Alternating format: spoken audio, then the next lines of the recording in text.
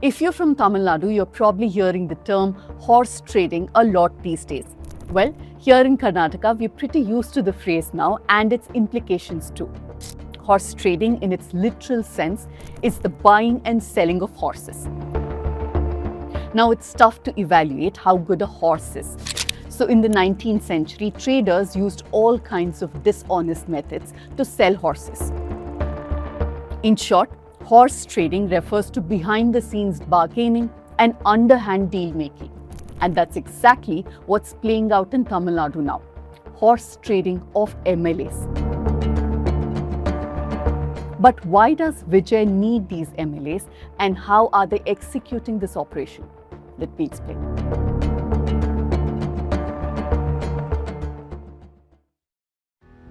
As MLAs switch sides and loyalties get negotiated like deals in a marketplace, one thing here is not up for negotiation: our loyalty to you, not to any political party or government or even corporates.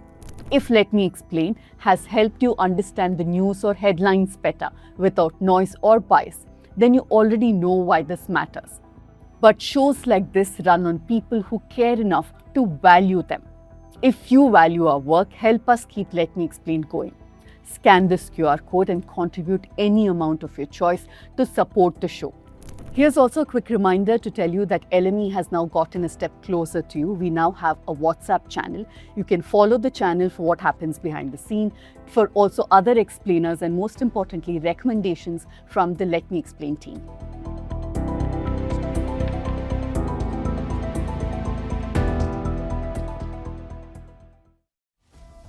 Right now, Tamil Nadu politics is going through something it has not seen in a very long time: uncertainty. For decades, the state's politics was dominated by two giant Dravidian parties, the DMK and the AIADMK.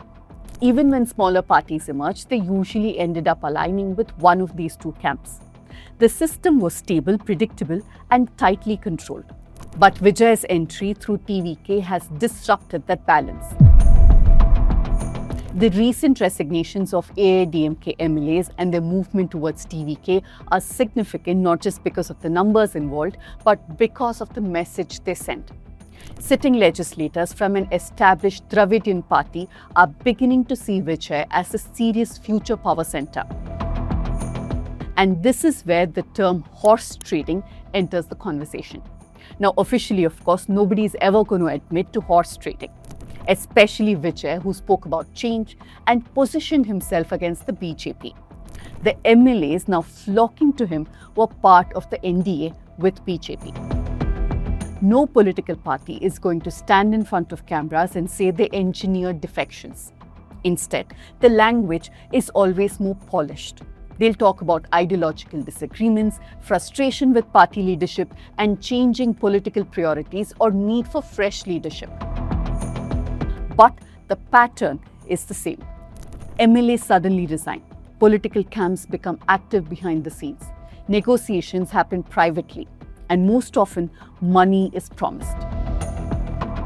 And eventually, politicians who switch sides often reappear with better political opportunities, either rewarded with a cabinet berth or contracts to business houses they are associated with, or even relief from some investigation.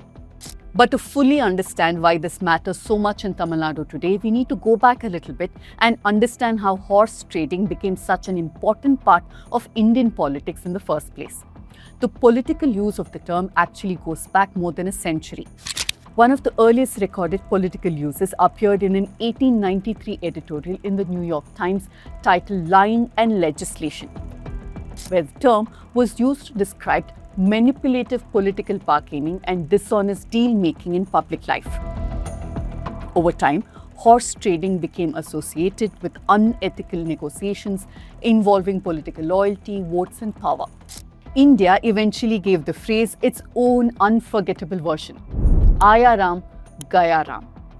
The phrase originated in Haryana in 1967 after an MLA named Gaya Lal switched political allegiance 3 times within just 2 weeks. Now, here in Karnataka, we have our own versions of this. These incidents of legislators jumping ships became symbolic of a much larger problem in Indian politics. MLAs were no longer simply representatives of ideology or voter mandate. They were becoming movable political assets that could shift sides depending on power equations, ministerial promises, or political convenience. And this behavior became incredibly common during the 1960s and 70s.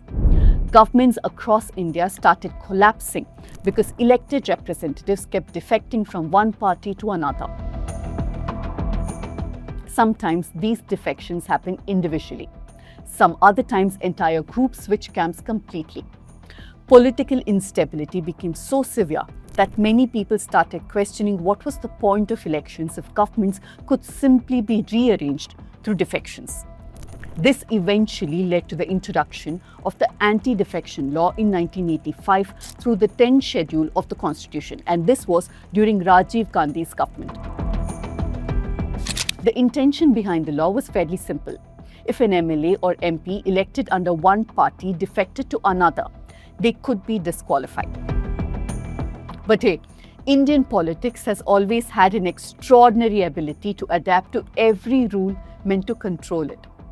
Politicians quickly realized that while the law restricted direct defections, there were still loopholes that could be exploited.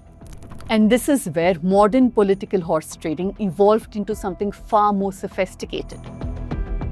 Today, defections are rarely random or impulsive decisions. They are carefully planned political operations. Groups move together to avoid legal complications. Political camps isolate legislators and resorts to prevent counter-negotiations. Or MLAs defect and then resign to recontest from another party symbol to avoid penalty. Lawyers, party strategists all work behind the scene simultaneously. Everything becomes part of a larger political operation. And nowhere was this visible more than in Karnataka in 2019. That year, the Congress and JDS coalition government led by H.D. Kumaraswamy collapsed after a series of resignations by MLAs. 16 legislators resigned, reducing the coalition government below the majority mark and eventually paving the way for the BJP under B.S. Yediyurappa to return to power. Over days, we saw MLAs pretending to be unwell and admitting themselves to hospitals, and some others holed up in a hotel in Mumbai. The entire episode became famous, rather infamous, under the name Operation Kamala. The Karnataka episode became constitutionally important because it eventually reached the Supreme Court. And the court made a very important observation that is directly relevant to Tamil Nadu today. The Supreme Court clarified that resignation does not automatically erase disqualification proceedings under the anti-defection law. In simple terms, legislators cannot simply avoid scrutiny or consequences by resigning before action is initiated against them. And this becomes important because one of the biggest questions in Tamil Nadu right now is whether the resignations of the AIADMK MLAs are genuinely voluntary political choices or strategically managed exits designed to weaken AIADMK while building TVK's political strength. For the AIADMK, the issue goes far beyond losing a handful of MLAs. Since Jayalalitha's death, AIADMK has struggled to project the same emotional authority and charismatic leadership that once held the party together. Edappadi Palanichami may have consolidated organizational control, but the party no longer is the same. That creates vulnerability. The moment a major party appears weakened, ambitious politicians begin exploring future options. They start calculating where power may shift over the next 5 to 10 years. Right now, Vijay and TVK represent that possibility, especially among younger voters. And for Vijay and TVK, an MLA comes with an entire local political ecosystem. They bring booth workers, district-level influence, caste networks, financiers, local organizers, and voter relationships built over years. For a new political movement like TVK, this infrastructure is incredibly valuable. But beyond organizational strength, these defections also create legitimacy. The moment elected representatives begin leaving established Dravidian parties to move towards TVK, Vijay stops looking like an experiment and starts looking like a serious political contender. This is why horse trading, though clearly unethical and even illegal, is not simply about numbers. It's about perception management. At the same time, it is important to acknowledge that not every defection automatically qualifies as horse trading. Sometimes politicians genuinely become dissatisfied with their parties. And when a new political force emerges, frustrated leaders naturally migrate towards it. Interestingly, Tamil Nadu historically remained more resistant to this style of politics compared to other states like Karnataka, Maharashtra, or Goa. Dravidian parties built disciplined cadre structures and strong ideological identities that reduce frequent defections. But political cultures evolve. We saw something very similar in Maharashtra in 2022 when Eknath Shinde led a rebellion within Shiv Sena that eventually brought down the Uddhav Thackeray-led Mahavikas Aghadi government. But beneath all this lies one uncomfortable reality. The anti-defection law has never fully solved the problem it was created to address. That's exactly why the recent Supreme Court observations regarding resignation and disqualification are politically important. I had done an earlier episode of Let Me Explain on the anti-defection law. If you want to understand this law much better, you can watch the episode. The link is in the description below. Tamil Nadu may just be entering its horse trading era. And if Karnataka's experience tells us anything, the story is probably just getting started. Now, before I go, here's a quick reminder that there are multiple ways in which you can support the show. Like I said earlier, you can directly support Let Me Explain by scanning this QR code and contributing any amount of your choice. But there's another option.